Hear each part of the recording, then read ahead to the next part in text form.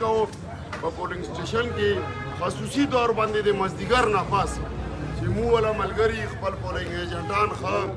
سیف طریقې سره رزلټ راواخلي چې رزلټ مو راواخیستل دې نه بعد بس بیا مو جنګ ختم شو بیا تاسو ذمهداري ختمه شوه بیا مو ذمهداري شروع کړه انشاءالله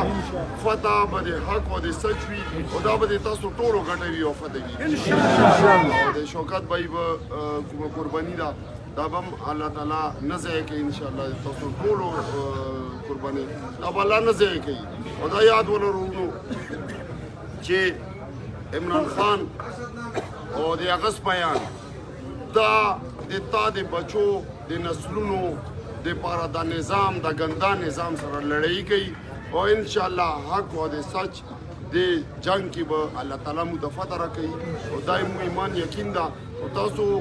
دا ذمهداري ضرور واخلو د پولینګ په ورځې باندې څوک دنه جګړه جوړه نه کړي او د پولینګ سټیشن سره چې د مو والا کم از کم چې دا 200-300 ملګري دا هر ټیم موجود وي چې دا ټول او بس دا د مو دعا ده چې الله تعالی دا الیکشن چې دا ټول خیر خیریت سره تیر کړي که د مو مخالفین دي که څوک دي دا ټول د مو ورونه دي د همدې علاقې والا دي هم د چا د میندو زمن به وي نو خپله کې به جنګ جګړې او دا معاملات به نه کوو خفګانونه به هم نه کوو او انشاءالله